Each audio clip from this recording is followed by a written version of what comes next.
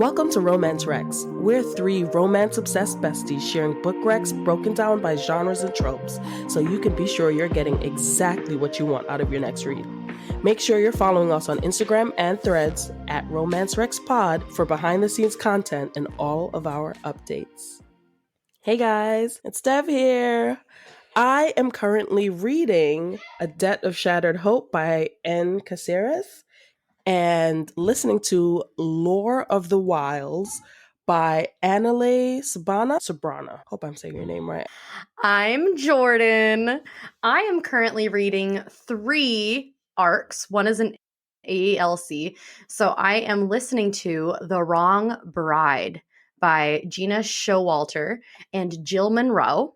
And I am reading A Debt of Shattered Hope by N. Caceres, just like Dev. And I am just starting Slapshot by Chelsea Curto, which comes out this Friday. So for you, it's already out. If you haven't read it, what are you doing? Hey guys, it's Christina. I am currently reading Under Lock and Key by Lana Ferguson, and I'm reading My Dark Prince by Parker S. Huntington and LJ Shen. Buckle up for some bookish banter.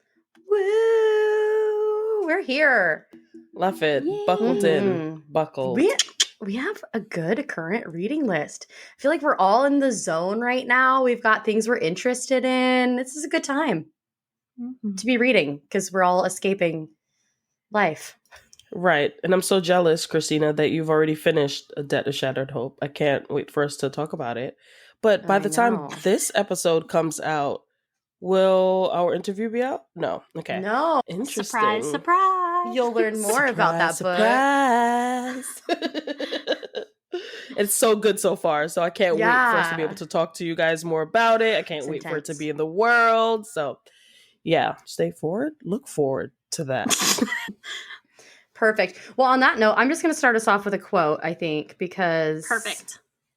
I want to, so I will. You should. Okay. This is actually from A Debt of Shattered Hope by N. Caceres. Oh, I'm getting looks. Oh my gosh. I'm so happy that you've already got highlights. I know. I'm only at, I don't know, 35% or so, but I have highlights. And I just loved this one. They're going back and forth, the FMC and MMC. It's early days, but a lot has already happened. And so he's accusing her of things and she's just denying it. So he says, "No, what you are is a beautiful little fucking liar. Or at least you had better be." He was halfway across the small room before I found the next thing to volley at him. "Or what?" "Ah, yes, some of my finest work. Eloquence, thy name is Cricket." "Or you'll wake up with a bouquet of roses made of his flesh and a footstool of his head," he growled before slamming the door to the storeroom behind him. I loved that part. I hate it because I don't know. I haven't met the MMC yet. I'm not even that far in, so I don't know who this is, and I'm so excited. And I'm so glad it doesn't say her name. Okay, good. The FMC's name, she goes by Cricket. Yeah. In this world. But it's giving asshole MMC threatening to kill people. Like, very possessive. You better not have fucked him. I'm gonna... Oh. I can't wait. I love Cricket's vibe in this book. I love the way she talks to herself. She also talks to herself a lot because baby girl ain't got no friends, let's be real. Besides actual Cricket, who I don't even know if we'll ever see Cricket again. Anyway, that's giving too much away. But yeah, don't look at Christina because I don't know the answer either. Oh, right. Okay, Christina knows the answer to that. Christina, hide your face, please. But I can't wait to read more about her because she's so funny. Like her inner workings, the way she works through things in her head and talks to herself. And we all, well, at least I do. I know a lot of people don't, but I have that like inner monologue. Oh. And so hearing someone else's sounds like kind of boring and lonely if you don't. Right? But some people don't have that. Some people just silence a beach. Nothing. Yeah, I love you. Okay, I'm going to do something a little different today. Oh. It is not a quote. It has a quote, but it's kind of like a rave rant. I don't know how to explain it. It's a rave. It's exciting. It's feelings. It is also from A Debt of Shattered Hope by N. Caceres. Wait, this doesn't give anything away, right? It does not. It is something very early on in the book. The main character, she has a set of rules she lives by. Yes. And this is the quote. It's very quick. Rule number 21, just survive.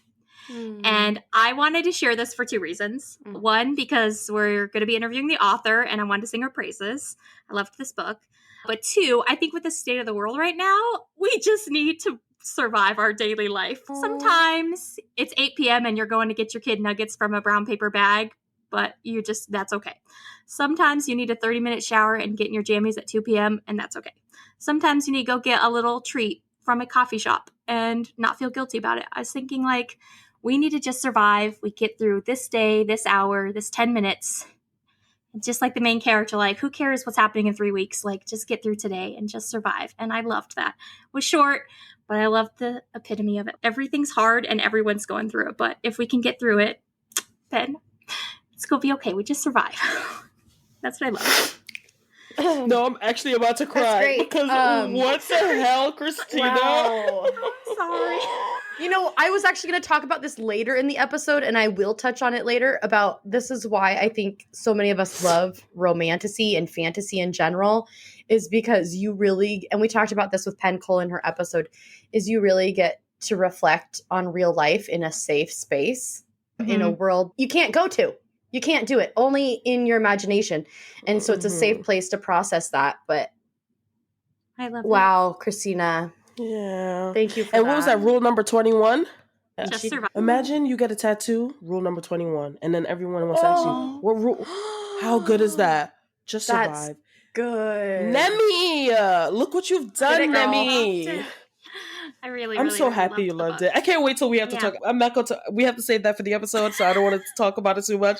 But also, I have to finish it. But you don't understand. I am screaming on the inside that you loved it, screaming, and now I am begging for both of you to read Obsidian Feathers. I needed to have a thesaurus when I was reading the book. There were so many words. I'm like, what does this mean? I have to figure this out. That's why you read it on your Kindle so you can highlight it and it looks it up. And then look it up. Oh, nice. Yeah. And also, I love the glossary that she put at the front of that. But anyway. Yes, me too.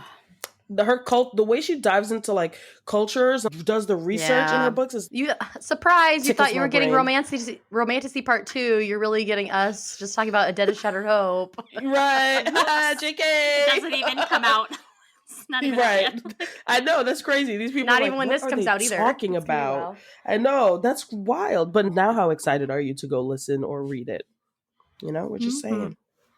We're amping it up. Okay, so I have a quote, and it's from The Songbird and the Heart of Stone by Carissa Broadbent. It is book 3 or 4 in the Crowns of Nyaxia series, depending on how you look at it. This world, technically, there's the duology, and then this is the next duology, but there are some novellas in between, so do with that what you will. But I decided to pick something a little more romantic in lieu of Valentine's Day being right around the corner and our Galentine's Day event.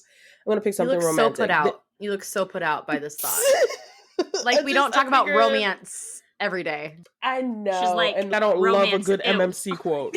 Yeah, right. I know. Okay. No, I really do love it. All right. This is the MMC Asar talking to the FMC Misha. I'll tell you what you'll have if you lose the sun, Misha. You'll have a soul gentler than any vampires I've ever known. You'll have an incredible magic and skill to wield it better than the bastard who gave it to you. You'll have a soft heart and a sharp wit and the wisdom to know when to use one or the other. You'll have countless inane questions and horrible taste in food and a penchant for making lost souls love you. I couldn't breathe, couldn't speak. He leans closer until his forehead touched mine. And if you'll take it, Misha, Ilie, you will have me too. Aww. I'm gonna ruin your mood right now by sharing another line from this same MMC to this FMC. Ruin me. And his nickname for her is Dawn Drinker. That's her religious label, if you will.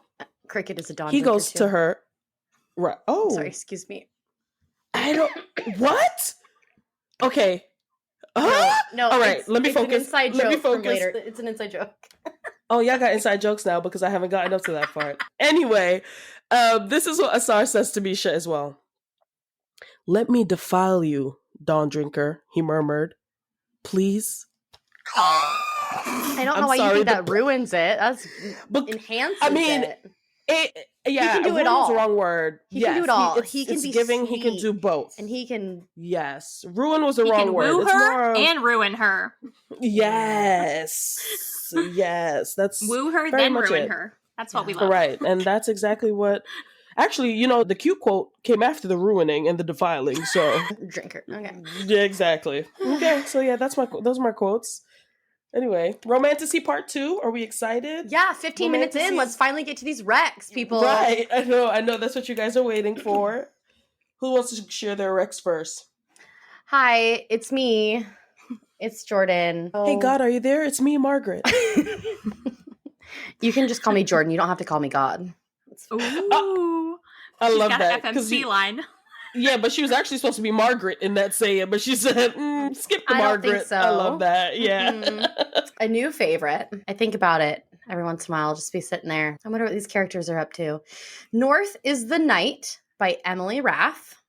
Okay. I got an advanced listener copy of this through NetGalley, and then I got to go listen to Emily talk at a panel. Not a panel, it was just her.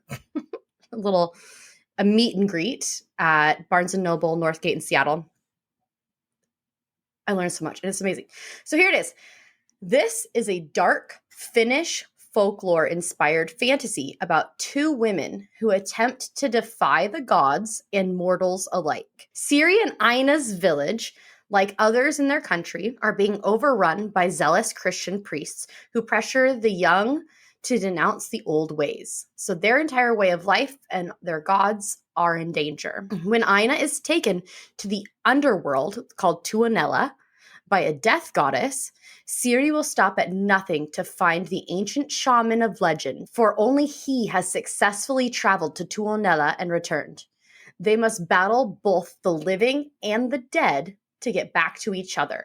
They find unexpected love along the way, but never let go of the love they hold for each other. Aww. They are best friends. Their entire life, they are best friends. But their love runs deep. They just they've never had a romantic relationship, but they are each other's person. Soulmates. They are soulmates. Absolutely. And it's so unique in that aspect because it's basically you're reading two stories happening simultaneously, right? They're both fighting to get back to each other, but along the way, they both find new loves in different ways. They find new relationships, and not all romantic, and they just both grow into themselves.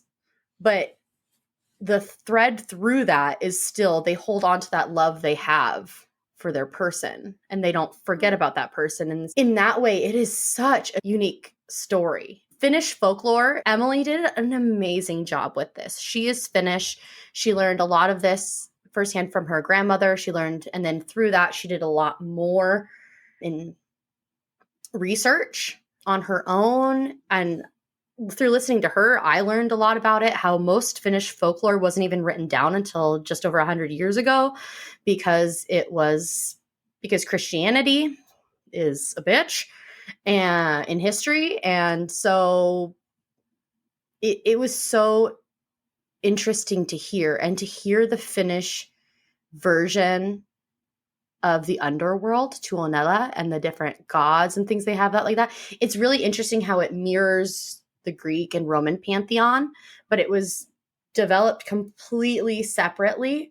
So it is very unique in a lot of ways, but you also feel this, sometimes you're like, oh, that feels familiar, but not enough to where you go, I've already read this story.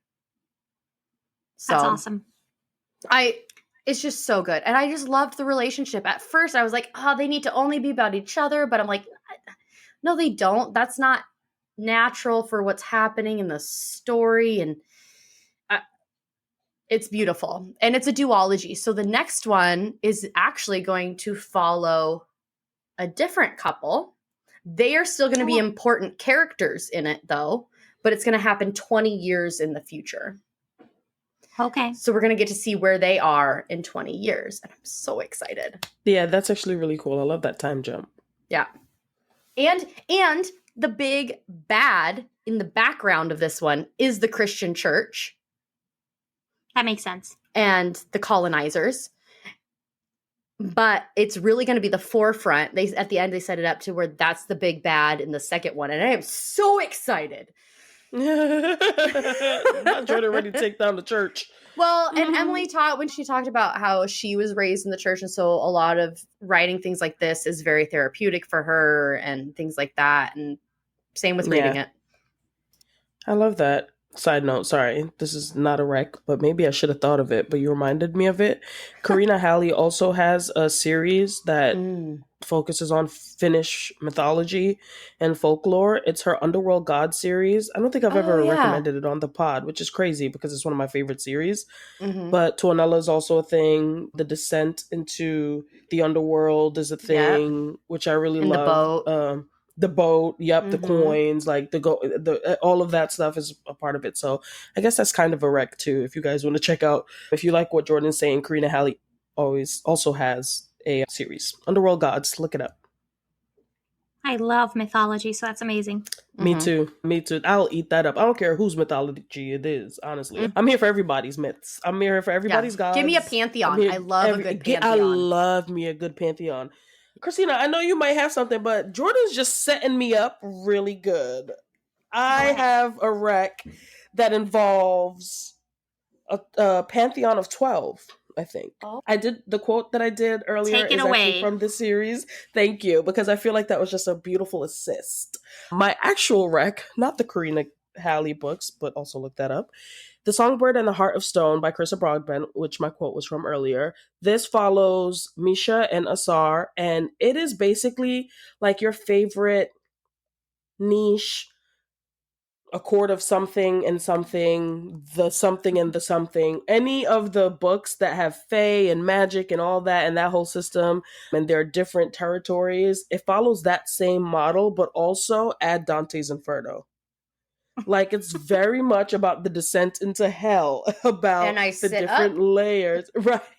And I really love this because the first two books, the Nyaxia duet or duology, that was like I feel like very fresh, very different. It had like games, very Hunger Games-ish, kill to the death, somebody wins a prize, whatever. But this was very specific. Yeah, and the entire series involves vampires. But this book was particularly about the descent into the underworld. And so most of the book, that's what you're reading, because it takes a while. You're going through all these layers, and you have to go through these different sectums, like mind, body, psyche, soul, breath, all these different things, and you meet these wraiths on the way. But the story follows Misha, like I said, and basically she was like a disciple, if you will. A god chose her, one of the gods from the pantheon chose her to be his bride, his son bride. And basically she was now written off from anyone else. She could have no man touch her. At 16, he consummates their relationship. Yuck. Because he chose her at 8. Yuck. Grooming. Right. I was double screaming yuck. Grooming. I was screaming. God, but grooming. Gross. Right. And that happens in real life. And that happens in real life. And that's what I'm saying. This book, I felt like it was screaming real world events at me. It was written so well, but the way I was able to just look at life while I was reading this, I don't know if I loved it or hated it, but like I was thinking like, wow, this really happens. She was innocent. She needed help. She asked the god to save her. The god chose her. Sister and her were protected. They were saved. They were fed. They were clothed. So obviously, what are you going to do at 8? This god chose. You're going to lean in. Look, he saved me. Then she becomes 16. He's like, all right. Right. You're 16. I'm going to make you my bride. Everyone's going to respect you. You guys will be safe. You'll have everything you need. He does the thing with her, and now nobody can touch her. She has no idea it's not supposed to go like that. There should be love and, something. It shouldn't just be this icky hundreds of year old god. Anyway, Misha ends up becoming a vampire, which is in direct opposition of what her god is. Her god is the sun god. And the vampires are a legion or a species that was created by Nyaxia, who's not even a full real god. She was like a lesser god or a lesser goddess.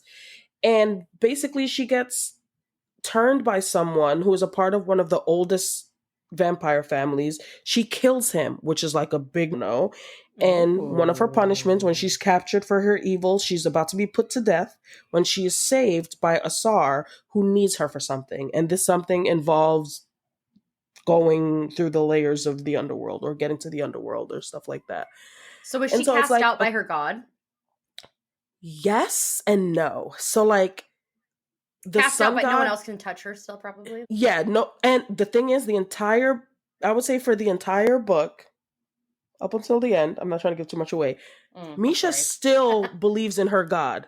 Like, she is still, and she's older. At this point, when we meet her, she's already been a vampire for 50 years. And I think she was turned around maybe 16 or 18. So she's much older now, but she's ride or die for her god. She has his magic, which means that she can summon fire and flame and sun, the powers of the sun. But every time she uses it, because she's a vampire now, every time she uses that power, it burns her skin and leaves burns, like wounds on her. And she uses it anyway. It's just a small price to pay. He's given me everything. All these, and your heart breaks for her because you agree with her. You're like, I see, it's heartbreaking, but then you're also like, wake up, like you wish you could shake her. And it takes this like descent into the underworld. Right. It takes this descent into the underworld for her to like start to see differently or realize. And even then, she's still not really grasping the idea that, hey, babe, this wasn't okay. Until the very end. So I can't wait for book 2 because honestly, the way this book ends, Asar is about to light this world up. I just know he's about to light this world up. And I don't know if that gives too much away, but he's about to light it up. So I can't wait to see what happens in book 2. Definitely suggest as like very slow burn, I will say as well. Okay. So if you're into a slow burn romantasy, this is perfect for you. They take their time and it's not even pent up where they're like going back and forth. No, it's slow. Like when they finally get there, it is magic, but it's a slow burn, not super heavy spice, very light spice, lots of world building, lots of folklore, lots of stuff. Mine is like that too. Way. Mine is very minimal spice. North is the night, but Emily already promised book 2 is going to be heavy. It's going to be hot, yeah. Does this one take place right after the Crowns of Nyaxia series? Or before? Yes, kind of. Did you read Crowns of Nyaxia, that one? Yeah. Oh, yeah, because in those books, you see Misha kill her maker. Right. I don't know how much time has passed. I think it's very quick. And so it does take place, like, right after those events. I think it's maybe a couple weeks. Maybe a couple weeks if I had to guess. Yeah, so it leads right into it, but now your focus is on her. And they still mention... So you should read the Crowns of Nyaxia first for someone to understand this, or... I feel like you should. I don't think you have to. I don't think you have to read it, but I think you'll be very confused about certain things if you don't. I read the first one of Crowns of Nyaxia, and I can't tell you hardly anything that happened. I finished it, and I was like, that was a good book. I don't even remember the characters' names. Yeah. It was that's how it was for me. So I was like, I can't even read book 2 because instantly it's out of my brain. And maybe if I read that one, I would remember something. You should. I think you will. Oh, actually, I don't know because... She's the king's human daughter. Do you remember that? No, I remember that. I remember the first chapter and then being locked in the room. And she shouldn't be. And then I remember being in a forest, in a cave, and that's it. Yeah. Well, you remember quite a bit. I'm not gonna lie to you. You remember quite a bit because you just reminded me of those 2 books, and I ate those books up. I didn't read the second one. That's just the first one. I know, but you should read the second one. I will say. I don't remember. Oh, actually, I'm going to heavily request that you read the first 2 before starting this because I'm thinking of the very end of this book. And you have to read at least book 1. Oh, okay. To understand this first book. So. Good to know. I wish I could spoil it for y'all so bad, but I won't. It's really good. I will read it, so don't spoil it for me. Yeah. Okay. I also have a series that is mythology-based. It's A Fate Inked in Blood by Danielle L. Jensen. That's right. Yes, this one's like a Norwegian Viking mythology with a romantasy twist. I think if you liked the show Vikings, you'd really like this book. So they can get it. I'll mute myself. Yes. I'm not gonna lie to you. I think I love me a Viking down. Please don't take my black card. Please, but I do love me a Viking. That's the show that Peyton and I watched when we came home from the hospital with our baby, and we sat there in the middle of the night just watching Vikings because you're up 24 hours a day, and that's what we watched all night. I don't know. That show got me hot and bothered. I don't know if I could do that. I know. I 'cause thought we'd you be were on going to to say baby that's the number show 2. you watch to get you're pregnant. That's exactly where I I thought don't she have was to going. watch I was shows about for to that. It's yeah. fine. Okay, next. I'm Okay. muting myself. This book follows Freya, who lives in a world where gods and goddesses could give a drop of their blood to humans to grant them powers. But not everyone is born with these, and so the ones that are like revered, held to a high estate from birth. But Freya has kept her powers hidden. She doesn't want anyone to know about it. And she lives in this really unhappy marriage. And she's only in it because she thought it was what her dad wanted. And to honor his memory, she stays with this complete jerk guy. I don't want to say more than that, but he deserves a word bigger than jerk. So, anywho, he finds out that she has these powers. He sees it, right? And so then he decides to sell her to another man, the governor-like guy of the area, named, I don't know if I'm going to say this right because I don't have a Norwegian accent, but Jarl. The Jarl. It's the Jarl. That's a title. It's not his name. It's the Jarl. Yeah, he's like the governor, right? For all you Skyrim fans, we know it's the Jarl. Okay. Sorry, I didn't mean to be culturally inappropriate. Anywho. Sorry, I just spit my wine. Did Jordan just spit her wine out? On video, like you could hear That it. is crazy. Please, I heard it. I didn't see it, but I heard it. Let me tell you something, Jordan. I will come to your house and smother you with a pillow if you do not clip that and put that on social media somewhere. I need that. When he tells you, At least it didn't come out my nose. that's crazy. Well, do you need to wipe stuff down, or No, it you made get it. We're good. I swallowed most Oh, of it. you- It was just like an Okay. almost. It was like a. Yeah, It was like a just got in it. case situation. I didn't see where it went. Okay, I'm muting myself. Her husband sells her to the Jarl, who's like the governor. Okay. And Jarl realizes, she's got power, so he's going to take her on as his shield maiden. Even though he's got a wife, this is like a honorary position in his court, right? He swears a blood oath with her. She doesn't really have a choice. But while she is attached to this guy, she finds herself intrigued by his son, Bjorn. Yeah. Bjorn, who also has God's blood blessing, right? He's like the only one that can teach her like how to use her powers. Yeah. Sorry, I just had to say I love me a Bjorn because that took me straight to Vikings. Bjorn, yep, love him. Bjorn Yeah, is trying to teach her how to use her powers because he's got some cool god powers. And then there's a forbidden romance starting between Freya and Bjorn. He swears to keep her safe. She's feeling safe with him, but can she escape his dad? What do we find out? Bjorn's pulling some shit behind the scenes we don't know about. He's got some other secrets going on. Spoilers. Yeah. Spoilers. We can't, I'm not saying what it is, but poor Freya, she's being pulled every which way, but everyone wants something from her. She just wants to do her own thing. No one cares about what Freya wants. Anywho, will their love last this betrayal? We don't know. You're going to find out in the sequel. It's A Curse Carved in Blood, being released in May. Maybe we'll find out then. I loved listening to this on Audible, I just want to say, because the narrator was a native Norwegian speaker.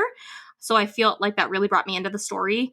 And I just want to point that out. If, like me, you are somebody that calls kale Cole because you read words differently, listen to this audiobook because I just called him Jarl. So listen to the audiobook, apparently. It is very good. I listened to it on Libby. I DNF'd it because all of a sudden I had arcs I needed to do. Yeah, bring up Bjorn. I think I've let out all my Bjorn angst. I love me a Bjorn, just Bjorn. We know. I just think of baby Bjorn. Yeah. Maybe she's Bjorn with it. Maybe that's why we Jail. Maybe that's why we like it so much, because baby Bjorn, it's supportive. Baby Bjorn, it's there safe, for you. It's supportive. It's good quality. That's what I'm saying. I've never met a lasts a Bjorn I long don't time. like. Yeah, absolutely. Holy fuck. That's why we like Bjorn. Well, I need a hair tie. It's getting hot I in think here. you would like this book. And stay tuned for the sequel. Danielle Jensen. She's a great author. She writes another one, a series that Jordan loves. Bridge Kingdom, bitches. It's so I read fucking those are good. I've read some of them, but yes. I So did get good. interrupted by a deer once, so. That's right. That was that one. All right. Jordan, what you got for us, This lady? lends perfectly into this chaotic energy that we have going is exactly the energy of this next book. I cannot stress can't that wait to hear enough. it. This is called My Feral Romance by Ooh. Sonia Odette. It is book 2 in the Fae Flings and Corset Strings series. Okay. Love that. Yeah, so good. The first book in this series was fun. This one sold me on the whole world. I fell in love. Okay. They are all standalones, interconnected standalones. You absolutely could read them in a different order. It's still fun to read them in order, but do what you will. Okay. In this world, there is a Seelie realm. There are Seelie and unseelie Fae. As one does.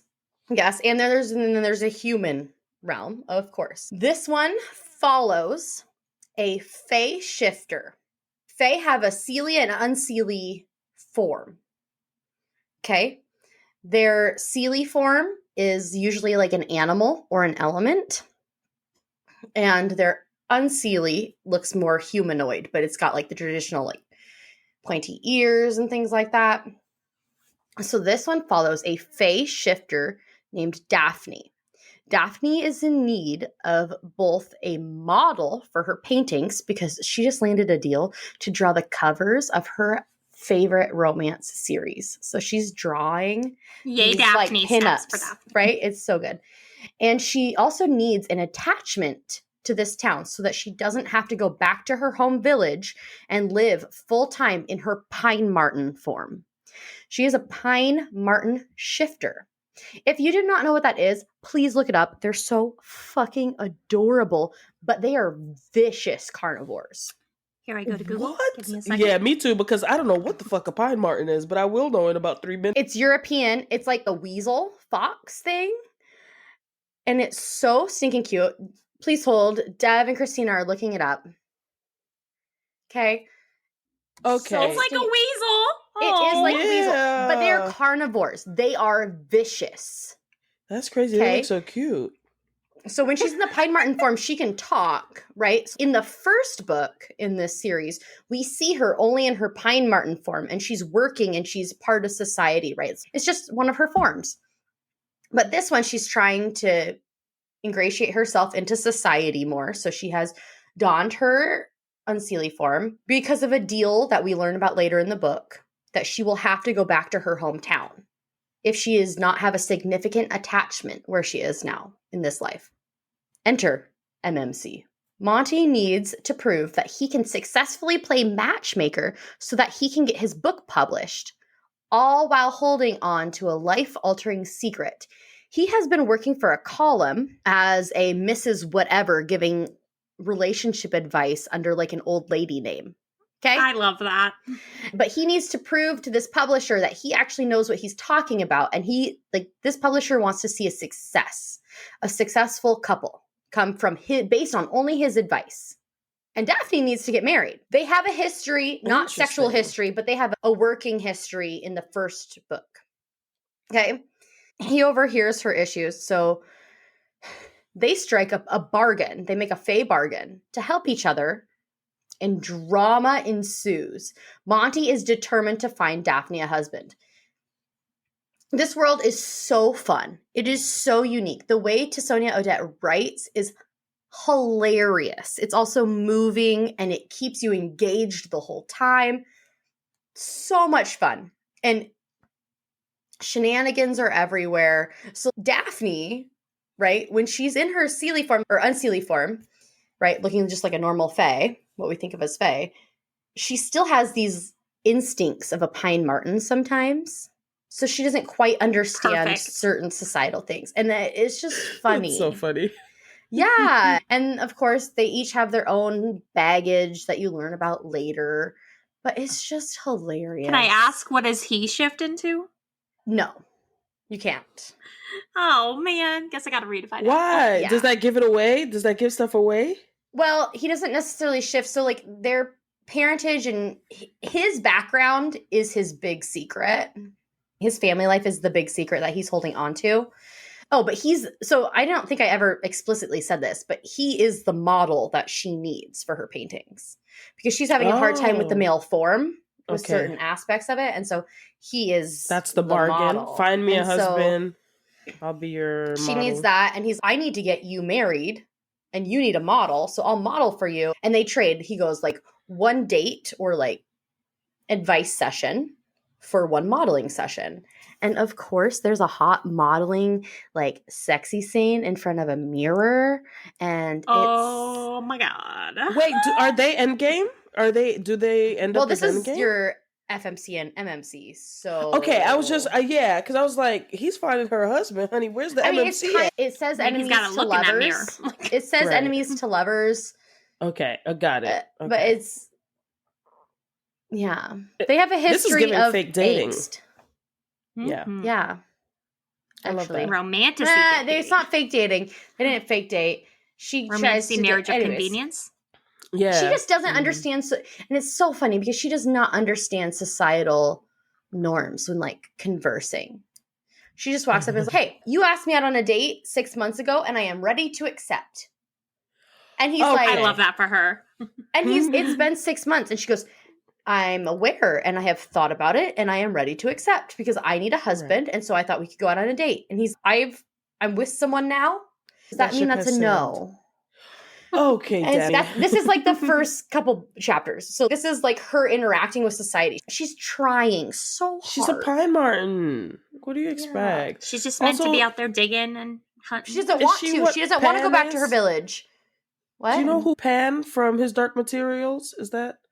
Yes. I didn't watch that. Pan maybe I did. Yes. I think he's a weasel because he's white, right? A little white weasel, like a Arctic weasel. Yeah. I don't know. I saw that picture on Google and I was like, I love His Dark Materials. Yeah. So stinking cute. It's also hilarious. Cute. I listened to it. It's a comedy. Yeah, definitely a rom-com. I listened to it and it's so good. The accents are amazing that they do and the whole production. So I highly recommend looking up to Sonia Odette's whole catalog too because it's great. Yeah. I love that. Thanks. Okay. My second rack is actually book 2 in a duology. Actually, I don't know if there should be another book. So I won't say it's a duology because I don't know how many books are actually going to be in it. But it is The Night is Defying by Chloe C. Peñaranda. And I read The Stars Are Dying, which is the first book. I think that book came out 2 or 3 years ago. I really enjoyed it. That first book was just so good. The world building is so unique. And I love anything with like gods and celestials. And this focuses heavily on like celestials and gods and stuff. And then there's also a vampire element, which these are all my favorite. If you would have thrown some fae in here, this would have really been wait a minute, there were fae. This had everybody I loved. Oh my God. Okay. I just realized light bulb. Yeah, that's what I love. Yeah, light bulb moment. So book 2 follows Estrella and Night, and it's definitely a star-crossed lovers kind of romance. These two should not be together. They shouldn't be together. Them two together literally ends worlds. And Estrella, in book 1, when you meet Estrella, she pretty much has no memories. She has no memories of why she's here, who she is, what she's doing. And what you learn is that she fell. She was a celestial or a baby god. And she fell because she wanted to go chase this man. And they shouldn't be together.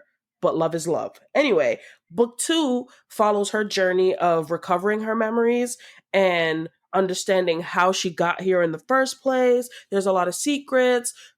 She wasn't born. She was created by Dawn and Dusk, the god and goddess Dawn and Dusk. So she's like a baby god. She's not she's a celestial asterisk. I don't know. She's a little more than your average celestial. She's like a primordial kind of a thing. Yeah, kind of vibe. She just wasn't born of a body. And you're discovering like her life and how she got there, as you have no secrets before she has them. So you're literally unraveling her. There's nothing like you're like hinted to before as you're reading this, but it follows her journey into remembering her past, remembering who she is, getting her magic back, understanding what her magic is. And also, what we're privy to is that we're seeing the same pattern, the same mistakes that she's making in present day, because it does jump back and forth in time, as to how she ended up with no memories in the first place. Those things are replaying because Night is still our MMC. She also has another MMC, but he is so trash. Oh, I don't spoil too much, but I'm gonna say that. Anyway, yeah, he's just He said, "Get out of here with that.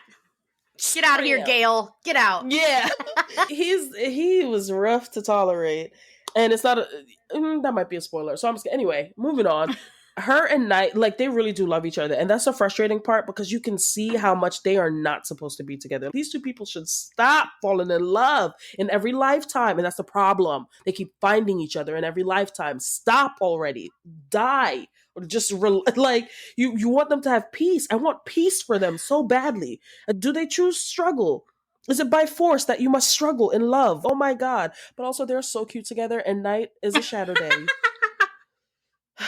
His name is Knight. I just loved your babe. flip there. You're like, stop going near each other, but also I love them together. They are, because he's the type, he knows she has another bonded. He knows this, right? He full well knows this. That's what they call it. Yeah, he already knows that she has another bonded before we even know that. He knew this, but once we find out in the book, as you're reading as a reader, if you need to spend time with him, go ahead.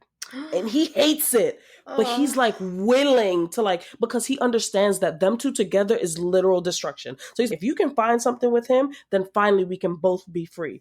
But can she? No, she cannot. I need a sticker. Back to Daddy Night. I need someone to draw you doing that. The hair that I don't have behind my. Behind your little headphone. Yeah, I need it so bad. I'm so sorry, but that's my favorite little sly look. But the story honestly is really cute. If you do the whole Romeo and Juliet, star-crossed lovers kind of vibe with gods, fays, vampires, there is a lot of like politics in this.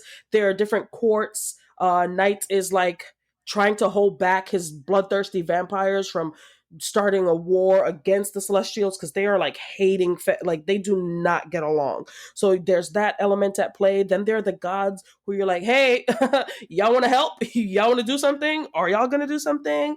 And then there are just relationships that she creates that are just so beautiful and so pure, because she loses everything, or she feels like she's lost everything, and then she continues to lose more. So I would definitely suggest it. Do not start book 2 without book 1, because you'll be utterly confused. This is not like a standalone situation. Read book 1 so you can understand book 2. One thing I really love about Chloe's writing is just the way she uses her words. I don't know, everything feels so magical, feels so like ethereal. And I read the book on my Kindle, but I also listened to the audiobooks.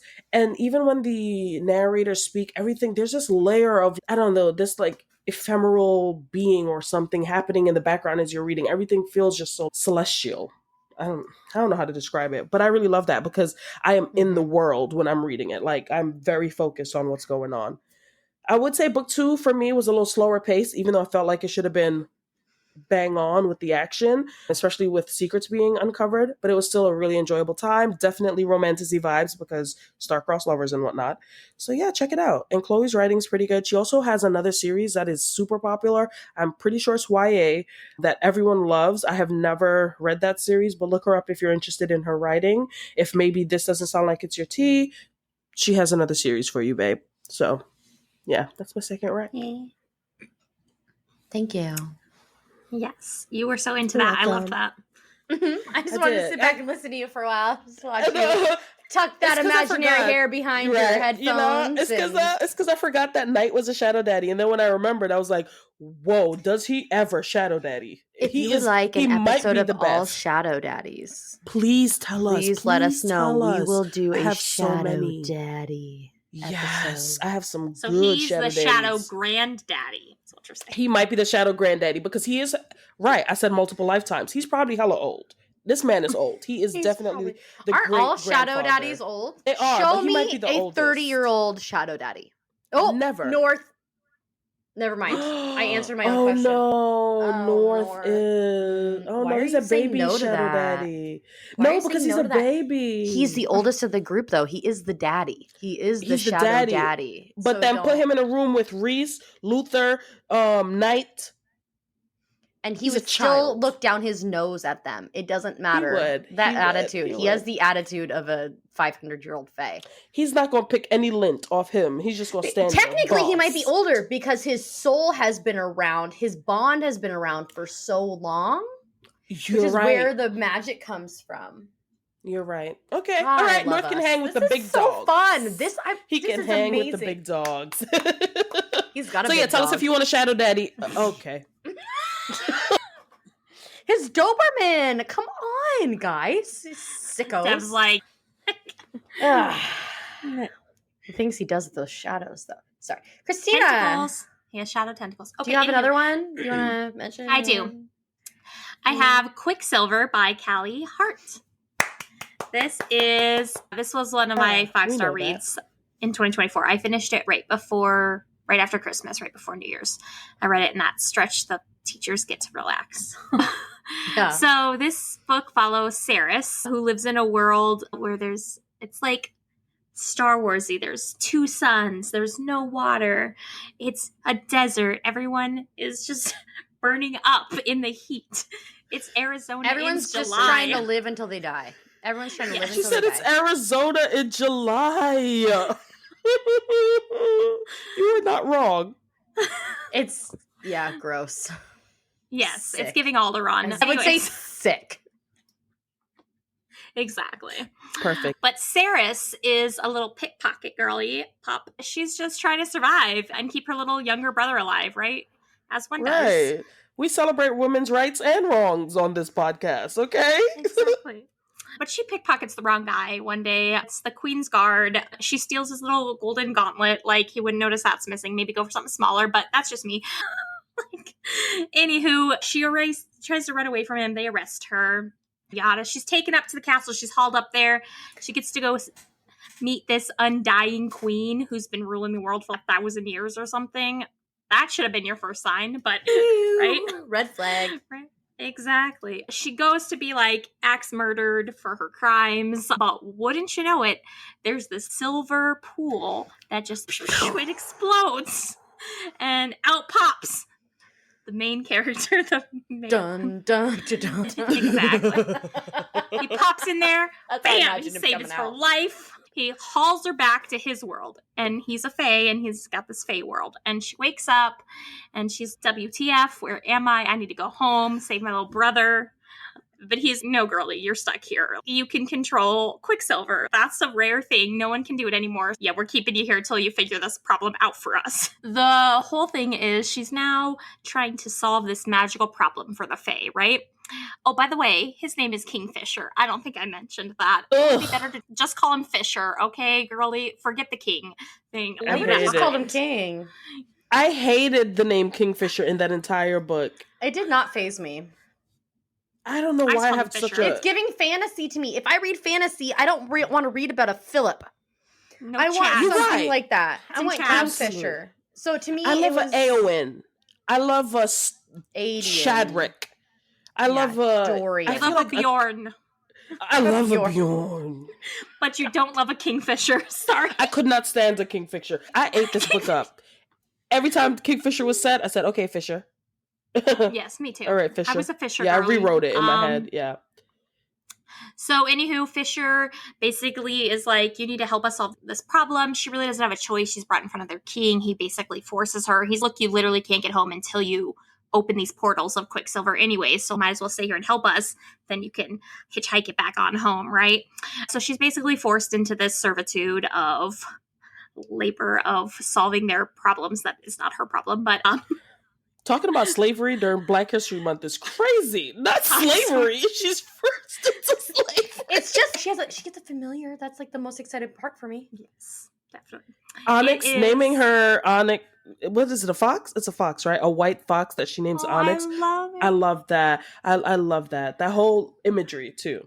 I like how Kingfisher just kept trying to like kick him out of the cave, and he just kept coming back. He's like, fuck you. I'm going to stick with the And girl. he threatens to kill it, but he's really just taking care of it for her. I know. Yeah, we caught on to that. I know. Sorry, spoilers, guys. Ooh. Hey, oh wait, real quick. Dev, you know how it's a fox? It probably has toe beans. I want you to know that. Why would you guys, tell me that? Anywho, back to Quicksilver. This episode's gonna suck for me. Saris and Kingfisher start feeling So this many clips. magnetic force. Get it? Because it's metal. Anywho, they feel a magnetic force pulling them together. Jail, Christina, jail. I loved the banter in this book. Also, the most hilarious character was a side character, and I literally loved him. Carrion is his name, and I loved him because just everything about him. He was perfect. He was like Riddick. I just loved him. He was there for the comedic relief and the good times and the bad times. There when you need him. Supportive. Love him. I agree. Yes. I do think it's funny that his name is Carrion, though, because isn't Carrion like dead meat?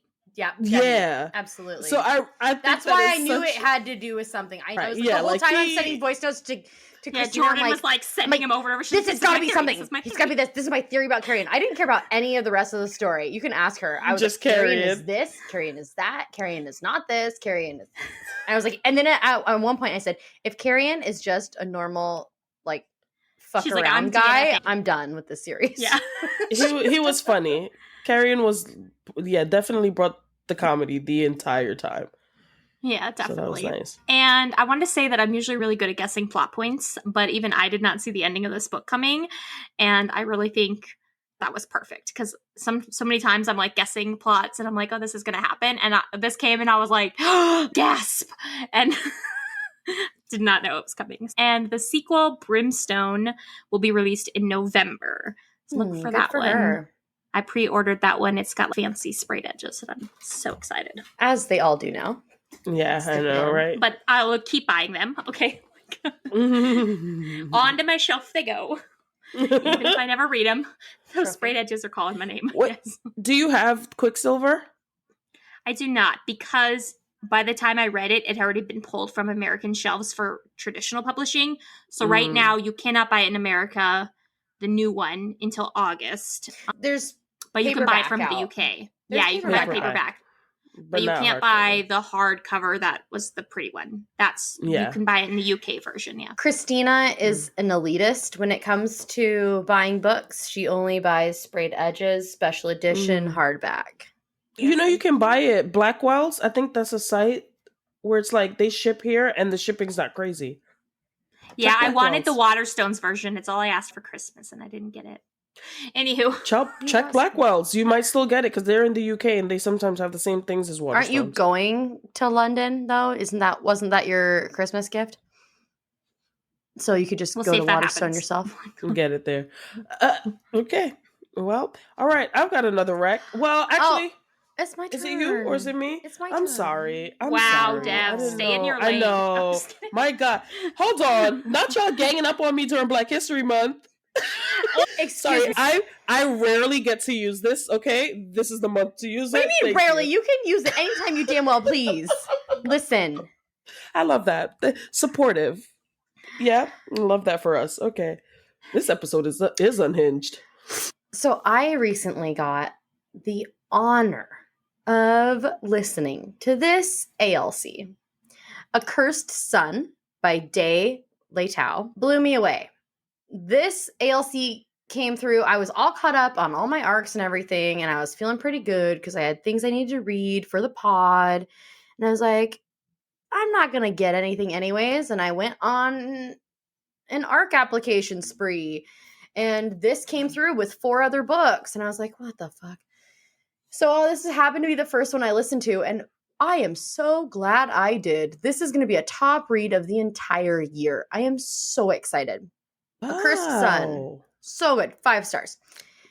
Astra's life has never been hers alone. Like it does not belong to her. She has been raised in the palace as a decoy princess. So think like in Star Wars, if you're a Star Wars fan, think like Padme's handmaidens, where she has them fill in for her. Okay. She is trained to replace a princess in any situation, including a political marriage, if that comes up and is needed. She believes it is a great honor and knows that she would have been dead by now if she had not been plucked from the orphanage. She has no time for love or desires of her own. Yet her devotion to their human god has connected her to her kindred soul in her dreams. Each night, she finds pure peace and happiness in the arms of her unknown kindred soul. Aww. Yeah. But when her carriage is attacked, well, so she is in disguise as the princess, as she is her entire life. She doesn't even know her natural hair color because they dye it constantly.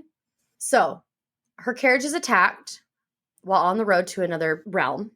And it's attacked by another court's disgraced prince. And her whole life comes into question when she notices something about him and thinks that he is the man from her dreams. So in this world, there are different Fae court, and from what I understand, only one human court. Fae have magic and cannot lie. Different courts represent differently, right? So some courts might be very animalistic. Some from the sea will be like merfolk, fae. Some will be elemental. They all have different characteristics, right? So they all look very different, almost like creature-like, some of them even. And she's from the human realm. And humans try to wield their magic through artifacts, or if they have mixed ancestry with fae, they might have access to certain types of magic, because different courts have different magic. In her dreams, she's never quite seen a whole face. She sees different characteristics of this person. She's held by them. They share things in this dream. And she's been happy to have it only in her dreams. Because she's been raised in this palace, in this role, she feels indebted, right? This is her greatest honor. Because she has a secret about herself. Of course she does. And so without being there, she would be dead. Interesting. She believes. The whole carriage situation gets resolved pretty quickly, and so she goes back to the castle. But because of certain things that transpire between them, and he believes about her and his magic, what he finds out about her, for one, he does not know that she is his kindred soul. Only she knows this because she did the ritual to discover him that linked them. And so he has no clue what's actually been happening. He just knows that there's this great, solid presence in his life.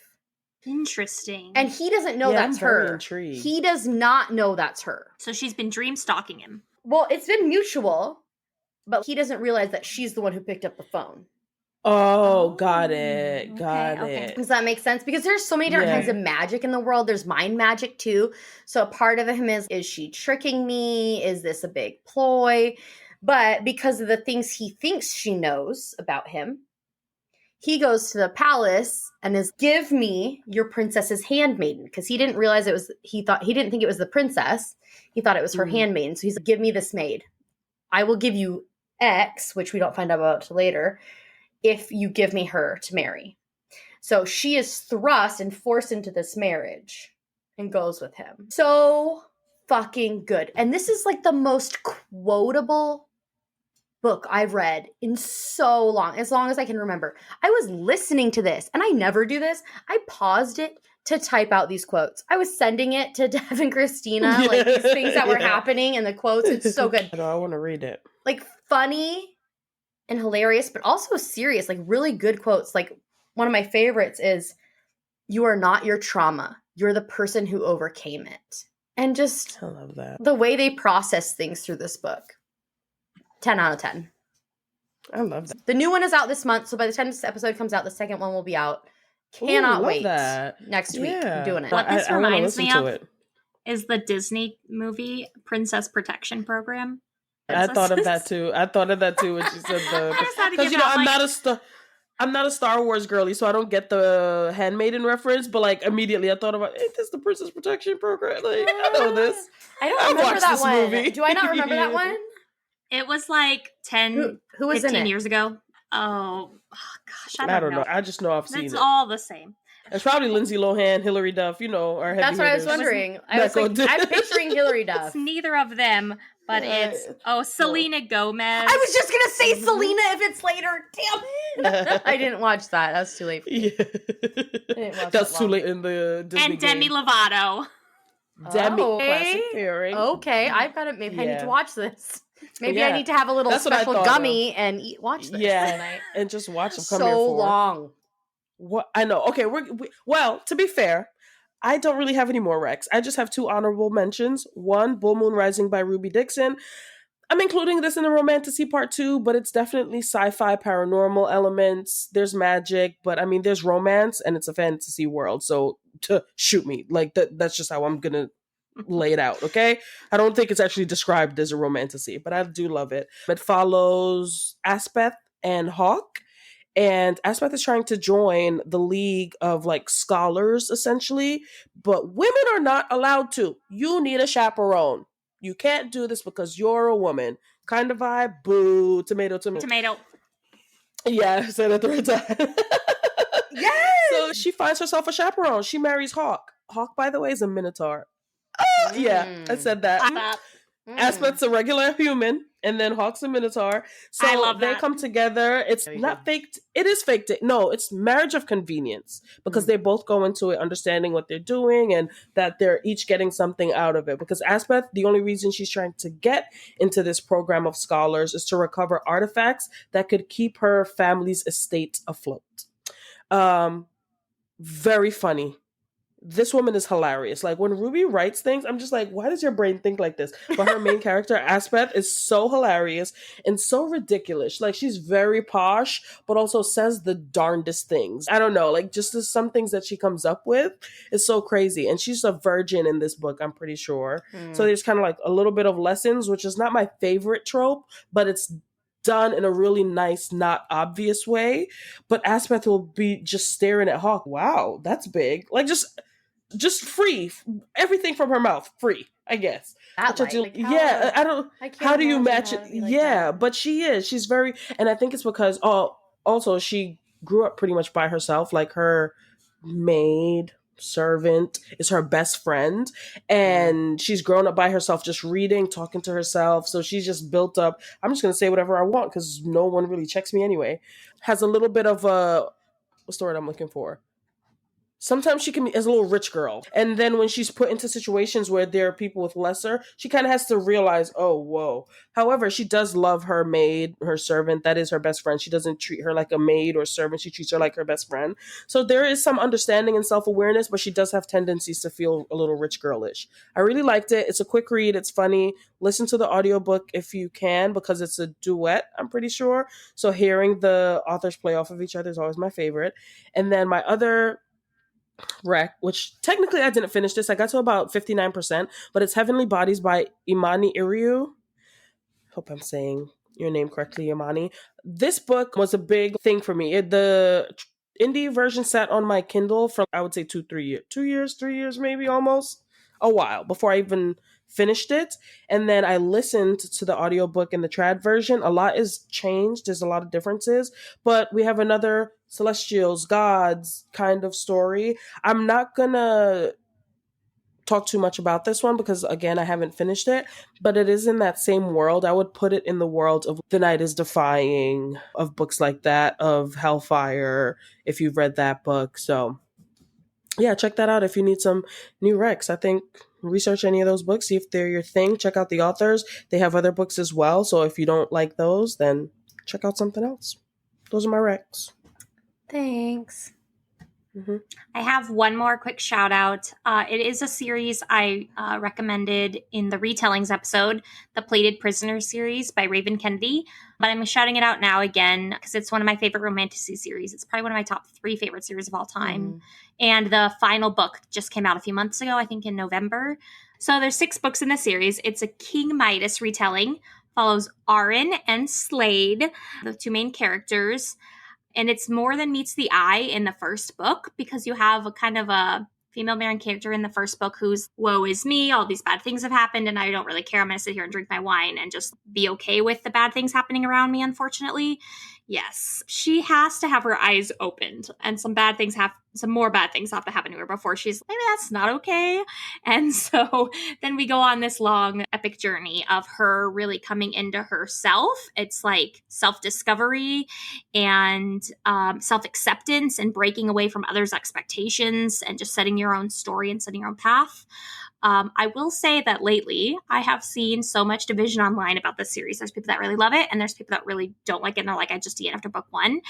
And I think if you go into it expecting romantasy from page 1, that is not what you're going to get. You are going to get a story of a abuse victim who is still under the thumb of her abuser in book 1. And you do not get out of that at book 1. You don't even necessarily get out of it until end of book 2.